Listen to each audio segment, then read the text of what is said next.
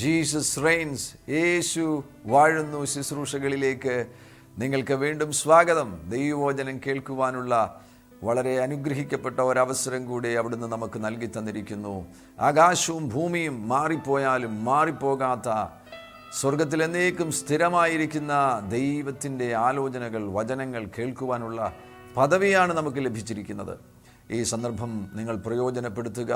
ലോകത്തിൽ വിവിധ ശബ്ദങ്ങൾ നാം കേൾക്കുന്നുണ്ട്. മനുഷ്യരുടെ ശബ്ദങ്ങൾ നാം കേൾക്കുന്നുണ്ട്. സമൂഹത്തിൽ നിന്ന് വ്യത്യസ്തമാകുന്ന ശബ്ദങ്ങൾ നമ്മുടെ നേരെ പുറപ്പെട്ടു വരുന്നുണ്ട്. സാത്താൻ വരെ അവൻ്റെ ശബ്ദം പുറപ്പെടുവിക്കുന്നുണ്ട്. എന്നാൽ അതിൻ്റെ നടുവിൽ ദൈവത്തിൻ്റെ ശബ്ദം കേൾക്കുവാനും തിരിച്ചറിയുവാനും ഭാഗ്യം ലഭിക്കുന്നവരാണ് യഥാർത്ഥത്തിൽ വിജയികളായി തീരുവാൻ പോകുന്നത്. അങ്ങനെയുള്ള ഒരു ദിവ്യ അവസരം കൂടി നമുക്ക് ലഭിച്ചിരിക്കുന്നു. നിങ്ങളെ ഞങ്ങൾ സ്വാഗതം ചെയ്യുന്നു. ഈ വചന കേൾവി നിങ്ങൾക്ക് ഉറപ്പായിട്ടും അനുഗ്രഹമായി തീരും. വചനം കേൾക്കുന്നതിനാൽ സൗഖ്യം സംഭവിക്കും. വചനം കേൾക്കുന്നതിനാൽ നിരാശ മാറിപ്പോകും. വചനം കേൾക്കുന്നതിനാൽ ആകുലത മാറിപ്പോകും. അങ്ങനെയുള്ള ഒരു ദിനമായി തീരട്ടെ ഇന്നത്തെ ദിനം. ഞാൻ ഈ ദിവസങ്ങളിൽ നിങ്ങളുമായി പങ്കുവയ്ക്കുന്ന ആലോചനകൾക്ക് കൊടുത്തിരിക്കുന്ന തലക്കെട്ട് ദിവ്യ സ്വഭാവം.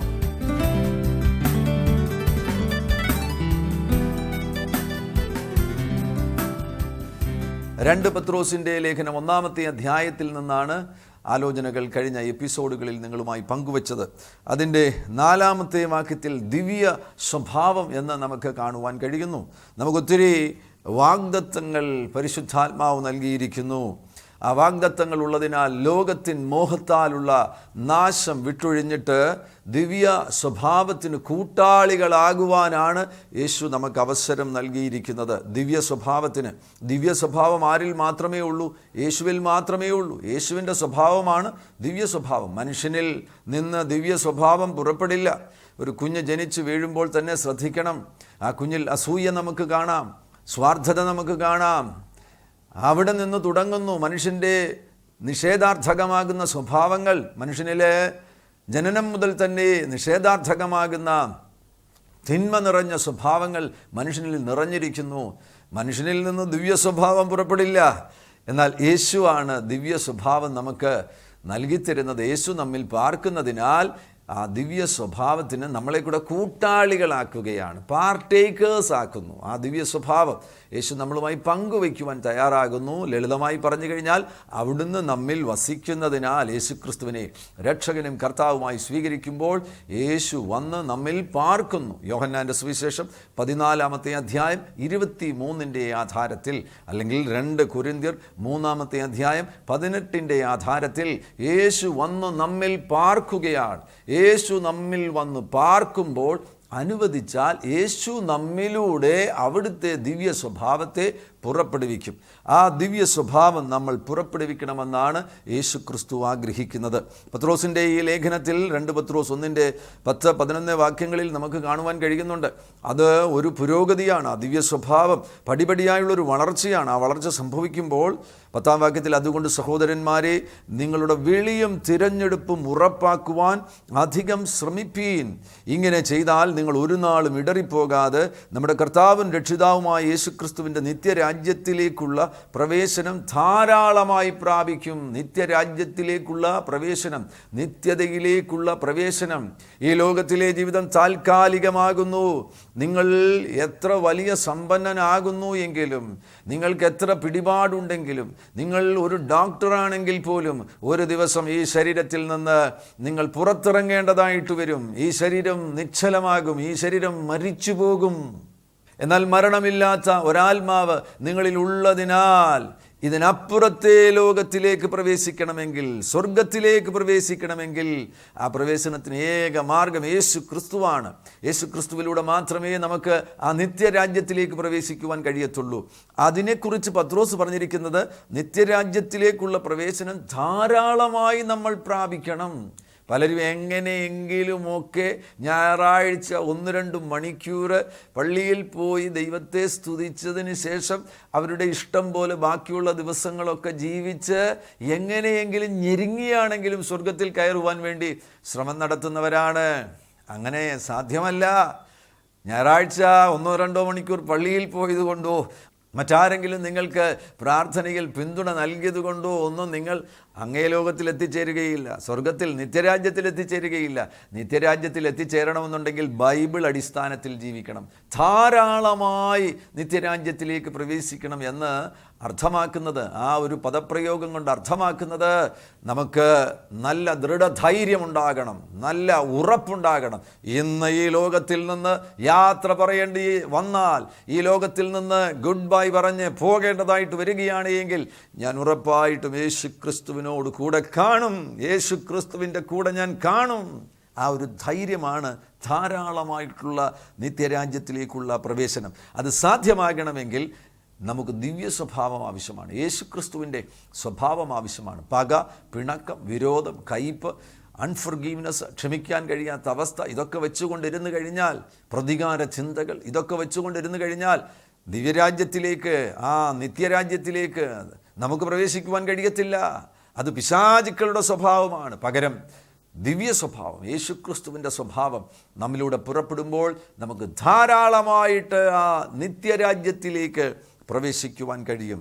ആ പുരോഗതിയെക്കുറിച്ച് 5-ാമത്തെ വാക്യം മുതൽ 2 പത്രോസ് 1:5 മുതൽ, അത് നിമിത്തം തന്നെ നിങ്ങൾ സകല ഉത്സാഹവും കഴിച്ച് നിങ്ങളുടെ വിശ്വാസത്തോട് വീര്യവും എന്ന് പറയുന്നത് സ്വഭാവശ്രേഷ്ഠതയോട് പരിജ്ഞാനവും, പരിജ്ഞാനത്തോട് ഇന്ദ്രിയജയവും, ഇന്ദ്രിയജയത്തോട് സ്ഥിരതയോട് ഭക്തിയോട് സഹോദരപ്രീതിയോട് സ്നേഹവും കൂട്ടിക്കൊള്ളുവീൻ.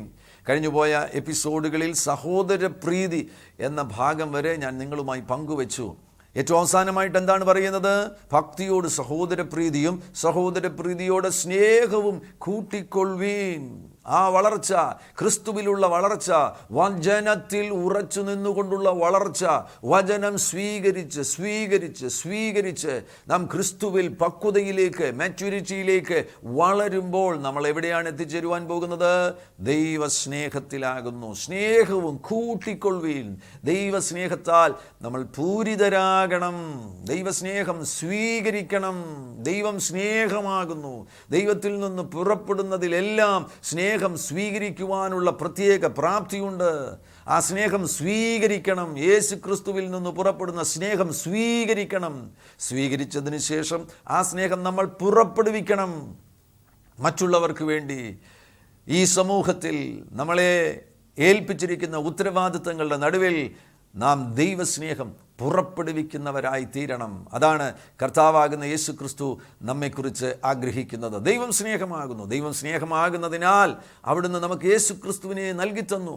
യോഹന്നാന്റെ സുവിശേഷം 3-ാമത്തെ അധ്യായം 16-ാമത്തെ വാക്യം, തൻ്റെ ഏകജാതനായ പുത്രനിൽ വിശ്വസിക്കുന്ന ഏവനും നശിച്ചു പോകാതെ നിത്യജീവൻ പ്രാപിക്കേണ്ടതിന് ദൈവം യേശുവിനെ നൽകുവാൻ തക്കവണ്ണം ലോകത്തെ സ്നേഹിച്ചു. എത്ര വലിയ സ്നേഹമാണ് ദൈവസ്നേഹം! യേശുവിനെ നൽകുവാൻ തക്കവണ്ണം തൃത്വത്തിൽ രണ്ടാമനാകുന്ന യേശു ക്രിസ്തു അനന്ത ഭൂതകാല നിത്യതയിൽ മനുഷ്യകുലത്തിൻ്റെ രക്ഷയ്ക്ക് വേണ്ടി ഭൂമിയിലേക്ക് മനുഷ്യനായി അവതരിക്കുവാൻ തീരുമാനമെടുത്തു. എത്ര ത്യാഗപൂരിതമാകുന്ന സ്നേഹമാണ്! ആ ദൈവസ്നേഹത്തിൽ നമുക്ക് കാണുവാൻ കഴിയുന്നത് സാക്രിഫൈസാണ്, ത്യാഗമാണ്, ത്യാഗപൂരിതമാകുന്ന സ്നേഹമാണ്. സ്വർഗം വിട്ട് ദൈവം തമ്പുരാൻ ഈ ഭൂമിയിലേക്ക് മനുഷ്യനായി വരിക എന്ന് പറയുന്നത് സാധാരണമാകുന്ന കാര്യമാണോ? അസാധാരണമാകുന്ന കാര്യമാണ്, പ്രകൃത്യാതീതമാകുന്ന കാര്യമാണ്, ത്യാഗപൂരിതമാകുന്ന കാര്യമാണ്. അവിടുന്ന് ഈ ഭൂമിയിലേക്ക് കടന്നു വന്ന് കാൽവറി ക്രൂശിൽ നമുക്ക് വേണ്ടി പരമയാഗമായി തീരുന്നത് സാധാരണ സ്നേഹമാണോ? സ്നേഹത്തിൻ്റെ പരമോന്നതമാകുന്ന ഭാവമാണ് കാൽവറി ക്രൂശിൽ നമുക്ക് കാണുവാൻ കഴിയുന്നത്. വാക്കുകൊണ്ട് സ്നേഹിക്കുന്നു എന്ന് പറയുക അത് സ്നേഹത്തിൻ്റെ പ്രദർശനമാണ്. പ്രവൃത്തി കൊണ്ട് സ്നേഹിക്കുന്നു എന്ന് തെളിയിക്കുക അത് സ്നേഹത്തിൻ്റെ പ്രദർശനമാണ്. എന്നാൽ അതിൽ നിന്നെല്ലാം പരമോന്നതമാകുന്ന ഭാവമാണ് കാൽവറി ക്രൂശിൽ നമുക്ക് വേണ്ടി യേശു കർത്താവ് തൻ്റെ ജീവനെ നൽകി. നമുക്ക് വേണ്ടി അവിടുന്ന് ഒരു പരമയാഗമായി തീർന്നു. ചങ്കിലെ അവസാന തുള്ളി രക്തവും നമുക്ക് വേണ്ടി കൊടുത്തു.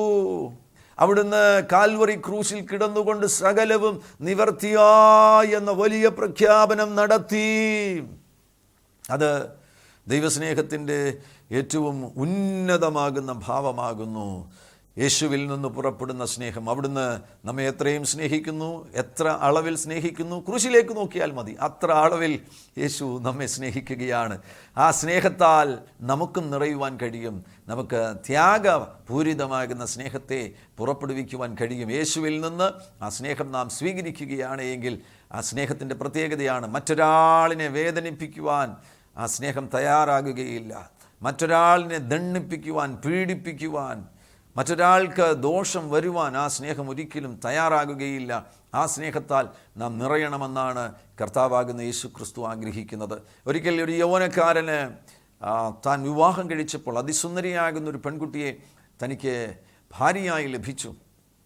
വളരെ അനുഗ്രഹിക്കപ്പെട്ടൊരു കുടുംബജീവിതം യേശുക്രിസ്തുവിന് 1-ാം സ്ഥാനം നൽകിക്കൊണ്ട് ആ കുടുംബജീവിതം മുന്നോട്ട് പോകുമ്പോൾ അതിസുന്ദരിയാകുന്ന ആ പെൺകുട്ടിയുടെ ശരീരത്തിൽ വളരെ ബുദ്ധിമുട്ടുള്ളൊരു രോഗം, അവളുടെ സ്കിന്നിലൊരു വളരെ ബുദ്ധിമുട്ടുള്ളൊരു രോഗം പിടിച്ചു. അങ്ങനെ അവളുടെ ശരീരത്തിൻ്റെ സൗന്ദര്യം നഷ്ടപ്പെടുവാൻ തുടങ്ങി. അവളുടെ ഏറ്റവും വലിയ ഭാരമെന്ന് പറയുന്നത് തൻ്റെ മുഖം വികൃതമാകുന്നു, തൻ്റെ ത്വക്കിൻ്റെ സൗന്ദര്യം നഷ്ടമാകുന്നു. തൻ്റെ ഭർത്താവ്, തന്നെ ഒത്തിരി സ്നേഹിക്കുന്ന തൻ്റെ ഭർത്താവ് ഈ വികൃതമാകുന്ന മുഖം കാണേണ്ടതായിട്ട് വരുമല്ലോ, അത് അവളെ വല്ലാതെ നൊമ്പരപ്പെടുത്തി. എന്നാൽ ആ ദിനങ്ങളിൽ ആ ഭർത്താവ് താൻ മറ്റു പലയിടങ്ങളിൽ യാത്ര ചെയ്തുകൊണ്ടിരുന്നു.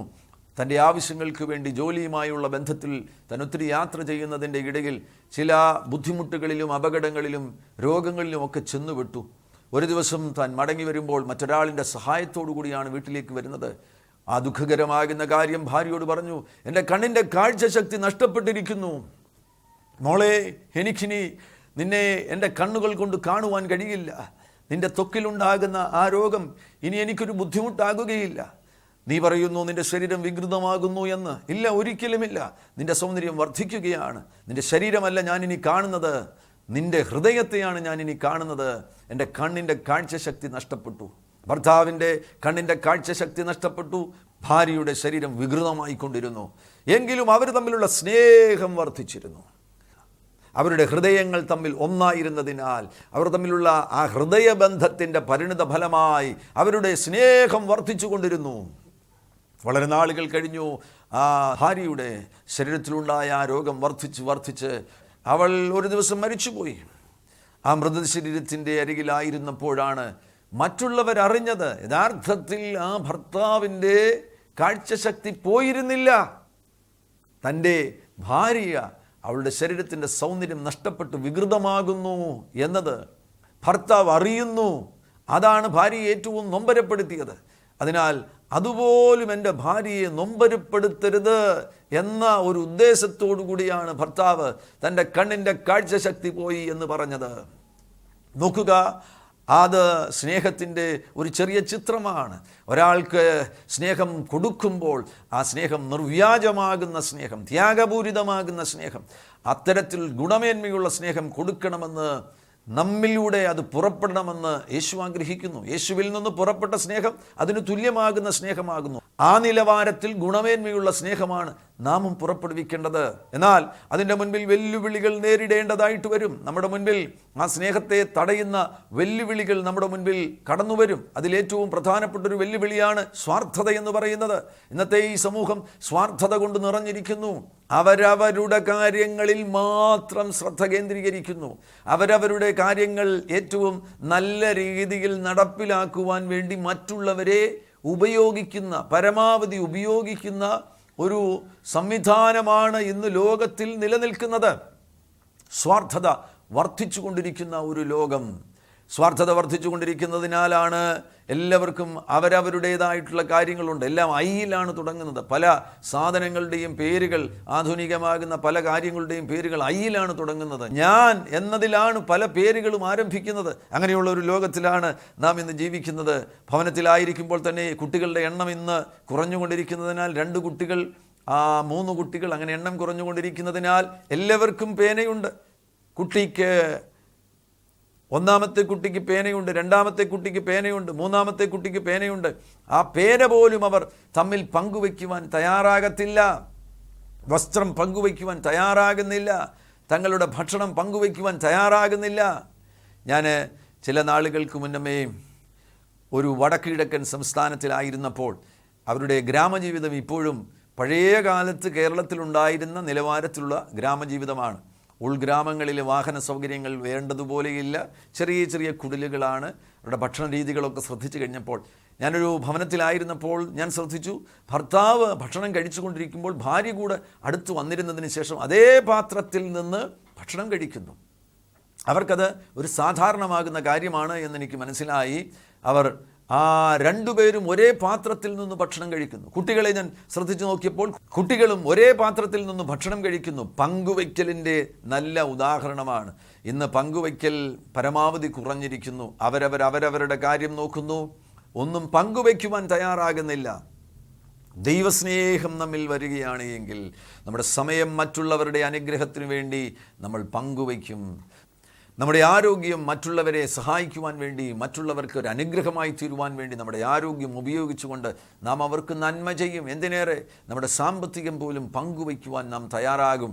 അതാണ് ദൈവസ്നേഹത്തിൽ നിന്ന് പുറപ്പെടേണ്ട കാര്യം. ദൈവസ്നേഹം യാഥാർത്ഥ്യമാകുന്നു എങ്കിൽ അത് ത്യാഗപൂരിതമാകുന്നു. ആ ത്യാഗപൂരിതമാകുന്ന ദൈവസ്നേഹത്തിൽ നിന്ന് ഉറപ്പായിട്ടും പങ്കുവയ്ക്കലുണ്ടാകും. എനിക്ക് വേണ്ടിയല്ല ഇതെല്ലാം.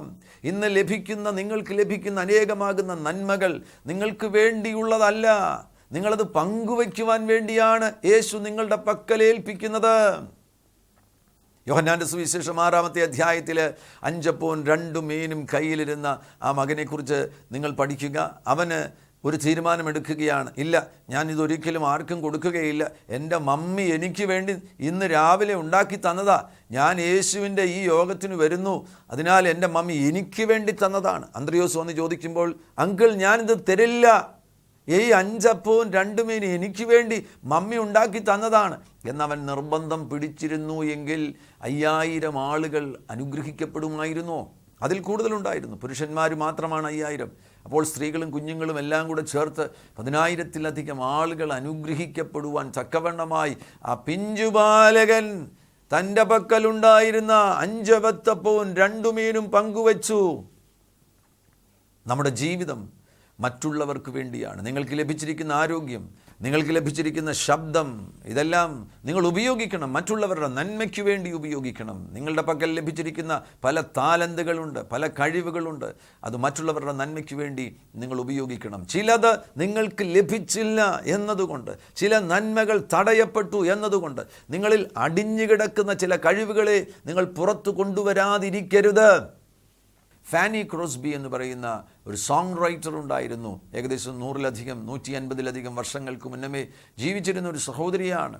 കുഞ്ഞായിരുന്ന സമയത്ത് 1 വയസ്സൊക്കെ ഉള്ളപ്പോൾ ആ കുഞ്ഞിനെ ഏതോ ഒരു മെഡിക്കൽ ട്രീറ്റ്മെൻറ്റ് മൂലം, ഒരു ഡോക്ടറിന് പറ്റിയ തെറ്റ് മൂലമായിട്ട് അവളുടെ കണ്ണിൻ്റെ കാഴ്ചശക്തി നഷ്ടപ്പെട്ടു പോയി. ഒരു ഇഞ്ചക്ഷനാണ് എന്ന് കരുതുന്നു. ആ ഇഞ്ചക്ഷൻ മൂലമായിട്ട് അവളുടെ കണ്ണിൻ്റെ കാഴ്ചശക്തി നഷ്ടപ്പെട്ടു പോയി. കാഴ്ചശക്തി നഷ്ടപ്പെട്ടു. പിന്നെ അവൾ അന്ധയായിട്ട് വളർന്നു വരുമ്പോൾ അവൾക്ക് തിരിച്ചറിവ് ലഭിച്ച സമയത്ത് അവൾ യേശുവിനെ രക്ഷകനായി സ്വീകരിച്ചു. യേശുവിൻ്റെ സ്നേഹം തൻ്റെ ഉള്ളിലേക്ക് പ്രവേശിച്ചപ്പോൾ തനിക്ക് ഉണ്ടായ ആ ശാരീരികമാകുന്ന ബലഹീനത, അതിൻ്റെ അടിസ്ഥാനത്തിൽ നിരാശയിലും ദുഃഖത്തിലും പരിതാപകരമാകുന്ന ഒരവസ്ഥയിലും ജീവിതം ആ നിലയിൽ തള്ളി നീക്കാതെ അത് താനൊരു ദൈവസ്നേഹത്തിൻ്റെ ഉദാത്തമാകുന്ന ആഴങ്ങൾ അറിയുവാൻ വേണ്ടിയുള്ള ഒരു ഉപാധിയാക്കി മാറ്റി. ഫാനി ക്രോസ്ബി പറയുന്നത്, എൻ്റെ കണ്ണിൻ്റെ കാഴ്ചശക്തി പോയത് നന്നായി. എന്തുകൊണ്ട്? എനിക്ക് യേശുവിനെ മാത്രം കണ്ടാൽ മതിയല്ലോ. ലോകത്തിൽ മനുഷ്യരെ ആരെയും കാണേണ്ട കാര്യമില്ല, യേശുവിനെ മാത്രം കണ്ടാൽ മതി. ആ നിലയിൽ ആ സംഘർഷത്തെ നേരിട്ടപ്പോൾ, ആ ഒരു ബുദ്ധിമുട്ടിനെ നേരിട്ടപ്പോൾ, ആ ഒരു പ്രതികൂലത്തെ നേരിട്ടപ്പോൾ അവിടെ ദൈവസ്നേഹം അവളിൽ വന്ന് തിങ്ങി നിറഞ്ഞു. നമ്മുടെയൊക്കെ ജീവിതത്തിൽ ചിലപ്പോൾ ഒരു പ്രതികൂലം വരുമ്പോൾ നമ്മളതിനെ നിഷേധാർത്ഥകമായിട്ടാണ് നേരിടുന്നത്. എനിക്കിങ്ങനെ വന്നല്ലോ, മറ്റാർക്കും ഇത് വരുന്നില്ല, എൻ്റെ ജീവിതത്തിൽ മാത്രമാണ് ഈ ബുദ്ധിമുട്ട് വന്നിരിക്കുന്നത്, എൻ്റെ ഭാവിയെല്ലാം പോയല്ലോ, എനിക്കിനി ഒരു പുരോഗതിയും ലഭിക്കുകയില്ല. ഇല്ല, അതെല്ലാം കള്ളങ്ങളാണ്, പിശാചിൻ്റെ കള്ളങ്ങളാണ്. എന്നാൽ ഫാനി ക്രോസ്ബി എന്ന് പറയുന്ന അന്ധയാകുന്ന പെൺകുട്ടിക്ക് ദൈവസ്നേഹത്തിൻ്റെ ആഴമേറിയൊരു വെളിപ്പാട് ലഭിച്ചപ്പോൾ അവൾ വിളിച്ചു പറഞ്ഞു, എൻ്റെ കണ്ണിൻ്റെ കാഴ്ചശക്തി പോയത് നന്നായി, എനിക്ക് മനുഷ്യരെ ആരെയും കാണേണ്ട കാര്യമില്ല, യേശുവിനെ മാത്രം കണ്ടാൽ മതി. ആ സഹോദരിയാണ് 8000-ലധികം അതിമനോഹരമാകുന്ന ഗാനങ്ങൾ ക്രൈസ്തവ ലോകത്തിന് സംഭാവന ചെയ്തത്. Blessed assurance, Jesus is mine തുടങ്ങിയ 8000-ലധികം അതിമനോഹരമാകുന്ന ഗാനങ്ങൾ ദൈവരാജ്യത്തിന് സംഭാവന ചെയ്യുവാൻ തക്കവണ്ണം അവളിൽ തിങ്ങി നിറഞ്ഞ സ്നേഹത്തിൻ്റെ, ദൈവസ്നേഹത്തിൻ്റെ പ്രത്യേകത അത് തങ്ങളിലേക്ക് തന്നെ തങ്ങളെ കേന്ദ്രീകരിക്കുന്ന ദൈവസ്നേഹമല്ല, തങ്ങളുടെ സ്വാർത്ഥതയിൽ അവരെ കുടുക്കി നിർത്തുന്ന ദൈവസ്നേഹമല്ല, ഒരിക്കലുമല്ല. പകരം തങ്ങളുടെ ജീവിതം മറ്റുള്ളവർക്ക് വേണ്ടിയാകുന്നു, ഈ സമൂഹത്തിന് വേണ്ടിയാകുന്നു. വേദന അനുഭവിക്കുന്ന, ദുഃഖം അനുഭവിക്കുന്ന, യാതന അനുഭവിക്കുന്ന മറ്റുള്ളവർക്ക് വേണ്ടിയാകുന്നു എൻ്റെ ജീവിതം എന്നുള്ള വെളിപ്പാട്. എന്നിൽ പകരപ്പെട്ടിരിക്കുന്ന ഈ ദൈവസ്നേഹം ഞാൻ മറ്റുള്ളവരുടെ അനുഗ്രഹത്തിനായി പുറപ്പെടുവിക്കണം. ആ വെളിപ്പാടാണ് ആ സഹോദരിയെ കൊണ്ട് 8000-ലധികം ഗാനങ്ങൾ എഴുതുവാൻ പരിശുദ്ധാത്മാവ് തൻ്റെ ശക്തിയെ ആ സഹോദരിയിൽ പകരുവാൻ, ആ നിലയിൽ പ്രവർത്തിക്കുവാൻ സാധ്യമായത്. വിശ്വസിക്കുക, സ്വാർത്ഥത നിങ്ങളുടെ ഉള്ളിൽ പകരപ്പെടുന്ന ദൈവസ്നേഹത്തിന് തടസ്സമായി വരുവാൻ സാധ്യതയുണ്ട്. സ്വാർത്ഥതയെ കൊല്ലണം, സ്വാർത്ഥതയെ ഇല്ലാതെയാക്കണം. സ്വകാര്യമാകുന്ന കാര്യങ്ങൾ നടപ്പിലാകാതെ വരുമ്പോൾ, നാം ഉദ്ദേശിക്കുന്ന നമ്മുടെ സ്വപ്നങ്ങൾ നടപ്പിലാകാതെ വരുമ്പോൾ ദൈവത്തിൽ നിന്ന് അകന്നു പോകുവാൻ സാധ്യതയുണ്ട്. ദൈവത്തിൽ നിന്ന് നാം ഓടിപ്പോകുവാൻ സാധ്യതയുണ്ട്. നമ്മുടെ ഉള്ളിൽ ഒരുപാട് ആഗ്രഹങ്ങളുണ്ട്. സ്വാർത്ഥത മാത്രമല്ല, നമ്മുടെ പൂർത്തീകരിക്കാത്ത ആഗ്രഹങ്ങൾ, നമ്മുടെ ഉള്ളിൽ ഒരുപാട് ആഗ്രഹങ്ങളുണ്ട്. ആ ആഗ്രഹങ്ങൾ, സ്വപ്നങ്ങൾ നടപ്പിലാകാതെ വരുമ്പോൾ നാം ദൈവസാന്നിധ്യത്തിൽ നിന്ന് ഓടിപ്പോകുവാൻ ശ്രമം നടത്തും. ശിഷ്യന്മാർ യോഹന്നാൻ്റെ സുവിശേഷം 21-ാമത്തെ അധ്യായത്തിൽ കാണുവാൻ കഴിയുന്നുണ്ട്. ശിഷ്യന്മാർ അത്തരത്തിലൊരു ശ്രമം നടത്തുന്നു. അവർക്ക് ഒരുപാട് പ്രതീക്ഷയുണ്ടായിരുന്നു. യേശുവിനോടുകൂടെ ആയിരുന്ന സന്ദർഭത്തിൽ അവർക്ക് വലിയ പ്രതീക്ഷകളായിരുന്നു. അവർ കരുതിയത് ഇപ്പോൾ തന്നെ ഭരണമൊക്കെ ആരംഭിക്കാൻ പോകുകയാണ്, ഒരു മന്ത്രിമാരൊക്കെയായി തീരുവാൻ പോകുന്നു. പത്രോസൊക്കെ അത് സ്വപ്നം കണ്ടിരുന്നു. അതിനാൽ അവരുടെ ഇടയിൽ തമ്മിൽ ഒരു സംഘർഷമുണ്ടായിരുന്നു, തമ്മിൽ ഒരു ആശയ പൊരുത്തക്കേടുണ്ടായിരുന്നു.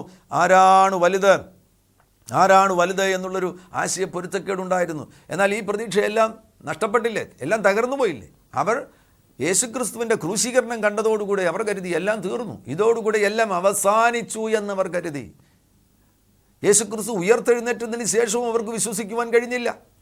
അതല്ലേ യോഹന്നാൻ്റെ സുവിശേഷം 21-ാമത്തെ അധ്യായത്തിൽ വീണ്ടും അവർ മീൻ പിടിക്കുവാൻ വേണ്ടി പോയത്. ശിമോൻ പത്രോസ് പറഞ്ഞു, ഞാൻ മീൻ പിടിപ്പാൻ പോകുന്നു. അദ്ദേഹം ഒരു ബോൺ ലീഡറാണ്. ജന്മനാ തന്നിലൊരു നേതൃത്വ വാസനയുണ്ട്. ശിമോൻ അത് പറഞ്ഞതോടുകൂടെ കൂടെ നിന്നവർ പറഞ്ഞു, ഞങ്ങളും മീൻ പിടിക്കുവാൻ വരികയാണ്. അയാളെടുത്ത തീരുമാനം, പത്രോസ് എടുത്ത ആ തീരുമാനത്തെ പിന്തുണയ്ക്കുവാനും പത്രോസിൻ്റെ പിന്നാലെ പോകുവാനും ഒരു സംഘമുണ്ട്. അങ്ങനെ എല്ലാവരും കൂടെ മീൻ പിടിക്കുവാൻ വേണ്ടി പോയി. എന്തെങ്കിലും ലഭിച്ചോ? ഇല്ല. ഇവിടെ ദൈവസ്നേഹത്തിൻ്റെ പ്രത്യേകത എന്താണ്? നാം ദൈവത്തെ ഉപേക്ഷിച്ചു പോയാലും അവിടുന്ന് നമ്മെ തേടി വരും. യേശു ഇവരെ തേടി വരികയാണ്. യേശുവിന് ഇവരെ തേടി പോകേണ്ട കാര്യമുണ്ടോ? തന്നെ ഉപേക്ഷിച്ചിട്ട്, തൻ്റെ കൂടെ നടന്നവർ തന്നെ ഉപേക്ഷിച്ചിട്ട് വീണ്ടും മീൻപിടുത്തത്തിലേക്ക് മടങ്ങിപ്പോകുമ്പോൾ അവിടത്തേക്ക് അവരെ തേടിപ്പോകേണ്ട കാര്യമില്ല. എന്നാൽ യേശു അവരുടെ അരികിലേക്ക് വന്നിട്ട് കുഞ്ഞുങ്ങളെ എന്നാണ് യേശു വിളിക്കുന്നത്. ഹൃദയത്തിൽ നിന്ന് മുഴങ്ങുന്ന സ്നേഹത്തിൻ്റെ പ്രദർശനം, ആ അഭിസംബോധനയിൽ തന്നെ നിറഞ്ഞു നിൽക്കുന്ന ദൈവസ്നേഹം. കുഞ്ഞുങ്ങളെ, കൂട്ടുവാൻ വല്ലതുമുണ്ടോ? അവർക്കൊന്നും ലഭിച്ചിരുന്നില്ല. അതുകൊണ്ട് യേശു അവരോട് പറഞ്ഞു, വലത്തുഭാഗത്തു വീശുവീൻ, റൈറ്റ് സൈഡിൽ വീശുവീൻ. അതുവരെ അവർ റോങ് സൈഡിൽ വീശിക്കൊണ്ടിരുന്നു. യേശു പറഞ്ഞു, റൈറ്റ് സൈഡിൽ വീശുക, വലത്തുഭാഗത്തു വീശുക. അങ്ങനെ അവർക്ക് വലിയ ഒരു മീൻപിടുത്തം അവർക്ക് ലഭിച്ചു. അവർ വല നിറഞ്ഞ് ഏകദേശം 153 മീനുമായിട്ട് കരയിൽ വരുമ്പോൾ യേശുക്രിസ്തു അവർക്ക് വേണ്ടി പ്രാതൽ ഒരുക്കി വച്ചിരിക്കുകയാണ്. അതാണ് ദൈവസ്നേഹം. ആ ദൈവസ്നേഹത്താൽ നാം നിറയണം. യേശുക്രിസ്തു അതാഗ്രഹിക്കുന്നു. നിങ്ങളത് പ്രതീക്ഷിക്കുന്നുവെങ്കിൽ, ദിവ്യ സ്വഭാവത്തിൻ്റെ ഉടമകളായി നിങ്ങൾ തീരണമെന്ന് ആഗ്രഹിക്കുന്നുവെങ്കിൽ, അവിടുന്ന് നിങ്ങളിലേക്ക് ആ ദിവ്യ സ്നേഹത്തെ മനുഷ്യന് അത് പുറപ്പെടുവിക്കുവാൻ കഴിയത്തില്ല. യേശുക്രിസ്തുവിന് മാത്രമേ അത് നൽകിത്തരുവാൻ കഴിയത്തുള്ളൂ. ആ ദിവ്യ സ്നേഹത്തെ നിങ്ങളിലേക്ക് അവിടുന്ന് നൽകിത്തരുവാൻ ആഗ്രഹിക്കുന്നു. ഈ ദിവ്യ സ്നേഹം പുറപ്പെടുന്ന ഈ നിമിഷത്തിൽ തന്നെ അത്ഭുതങ്ങൾ സംഭവിക്കും, രോഗികൾ സൗഖ്യമാകും. ഞാൻ നിങ്ങൾക്ക് വേണ്ടി പ്രാർത്ഥിക്കുവാൻ പോകുകയാണ്. അസാധാരണമാകുന്ന ചില ദൈവപ്രവർത്തികൾ ഇപ്പോൾ നിങ്ങളുടെ മുറികളിൽ സംഭവിക്കുവാൻ പോകുന്നു. എനിക്ക് ദൈവസാന്നിധ്യം അനുഭവിക്കുവാൻ കഴിയുന്നുണ്ട്. ശക്തമാകുന്ന ദൈവസാന്നിധ്യം നിങ്ങളുടെ മുറികളിൽ ഇപ്പോൾ ദൈവസാന്നിധ്യം ഇറങ്ങുന്നു. യേശു നിങ്ങളെ തൊടുവാൻ പോകുന്നു. എന്നോട് ചേർന്ന് പ്രാർത്ഥിക്കുക. പരിശുദ്ധനാകുന്ന പിതാവേ, യേശു ക്രിസ്തുവിൻ നാമത്തിൽ അങ്ങനെ ജനത്തിനു വേണ്ടി പ്രാർത്ഥിക്കുന്നു. ഈ വചനം കേട്ടുകൊണ്ടിരിക്കുമ്പോൾ തന്നെ അത്ഭുതങ്ങൾ സംഭവിക്കുമല്ലോ. ഈ വചന കേൾവി നിരാശയിൽ നിന്ന് ഞങ്ങളെ വിടുവിക്കും. വചന കേൾവി ആകുലതയിൽ നിന്ന് ഞങ്ങളെ വിടുവിക്കും. വചന കേൾവി രോഗ സൗഖ്യം ഞങ്ങൾക്ക് നൽകിത്തരും. ഇപ്പോൾ തന്നെ കർത്താവേ, യേശുവേ, അങ്ങയുടെ ജനത്തെ തൊടണമേ. കേട്ടുകൊണ്ടിരിക്കുന്നവർ ശാരീരികമായി രോഗം അനുഭവിക്കുന്നുവെങ്കിൽ യേശുവിൻ നാമത്തിൽ അവർ സൗഖ്യമാകട്ടെ. അവരുടെ ഹൃദയ രോഗങ്ങൾ സൗഖ്യമാകട്ടെ. ഹാർട്ടുമായി ബന്ധപ്പെട്ട രോഗങ്ങൾ യേശുവിൻ നാമത്തിൽ സൗഖ്യമാകട്ടെ. കിഡ്നിയുമായി ബന്ധപ്പെട്ട രോഗങ്ങൾ യേശുവിൻ നാമത്തിൽ സൗഖ്യമാകട്ടെ. സ്കിൻ ഡിസീസസ് യേശുവിൻ നാമത്തിൽ മാറിപ്പോകട്ടെ. അസ്ഥികളിലുള്ള രോഗങ്ങൾ സൗഖ്യമാകട്ടെ. യേശുവേ, ശരീരത്തിൻ്റെ ബലം നഷ്ടപ്പെട്ട് നടക്കുവാൻ വയ്യാതെ വളരെ ബുദ്ധിമുട്ട് അനുഭവിക്കുന്ന ആരോ ഒരു വ്യക്തി ഇത് കേട്ടുകൊണ്ടിരിക്കുന്നു. ഈ നിമിഷത്തിൽ തന്നെ ഒരു സ്വർഗീയ ഊർജ്ജം ശരീരത്തിലേക്ക് വ്യാപരിക്കട്ടെ. യേശുവിൻ നാമത്തിൽ സാധാരണ നിലയിൽ ആരോഗ്യത്തോടുകൂടെ നടക്കുവാൻ കർത്താവേ തൊടണമേ. ഉദര സംബന്ധമാകുന്ന രോഗങ്ങൾ സൗഖ്യമാകട്ടെ. ഭക്ഷണം വേണ്ടവണ്ണം കഴിക്കുവാൻ കഴിയാത്ത, ദഹനത്തിൻ്റെ ശക്തി നഷ്ടപ്പെട്ടിരിക്കുന്ന അങ്ങനെയുള്ളവർ യേശുവിൻ നാമത്തിൽ സൗഖ്യമാകട്ടെ. യേശു ഇപ്പോൾ നിങ്ങളെ തൊടുകയാണ്. വിശ്വസിക്കുക. വചനത്തിൻ്റെ ശക്തി വെളിപ്പെടുന്ന ഈ നിമിഷത്തിൽ തന്നെ നിങ്ങൾ സൗഖ്യമാകുന്നു. യേശു നിങ്ങളെ സൗഖ്യമാക്കുന്നു. യേശുവിൻ നാമത്തിൽ രോഗികൾ സൗഖ്യമാകട്ടെ. കർത്താവേ, വഴികൾ അടഞ്ഞവർ ആരെങ്കിലും ദുഃഖത്തിലും വേദനയിലും നിരാശയിലും ആയിരിക്കുന്നവർ, സാമ്പത്തികമാകുന്ന ക്ലേശങ്ങളിലായിരിക്കുന്നവർ, മക്കളെ ചൊല്ലി വ്യാകുലപ്പെടുന്നവർ, അങ്ങനെ ആരെങ്കിലും ഉണ്ടെങ്കിൽ ഈ നിമിഷത്തിൽ തന്നെ യേശുവേ, അങ്ങയുടെ മനസ്സലിഞ്ഞ് അവരെ അതിൽ നിന്ന് ഉദ്ധരിക്കണമേ, സ്വതന്ത്രമാക്കണമേ, വിടുവിക്കണമേ, ആശ്വസിപ്പിക്കണമേ, സൗഖ്യമാക്കണമേ. പ്രതീക്ഷ കൊടുക്കണം കർത്താവേ, പ്രത്യാശ കൊടുക്കണം കർത്താവേ. ഭാവിയെക്കുറിച്ച് ശോഭനമാകുന്ന ചിന്തകൾ അവരുടെ ഹൃദയത്തിൽ കൊടുക്കണമേ. യേശുവേ, അങ്ങത് ചെയ്യുന്നതിനായി സ്തോത്രം. അത്ഭുതങ്ങൾ അവരുടെ ജീവിതത്തിൽ അങ്ങ് അയക്കുന്നതിനായി നന്ദി പറയുന്നു.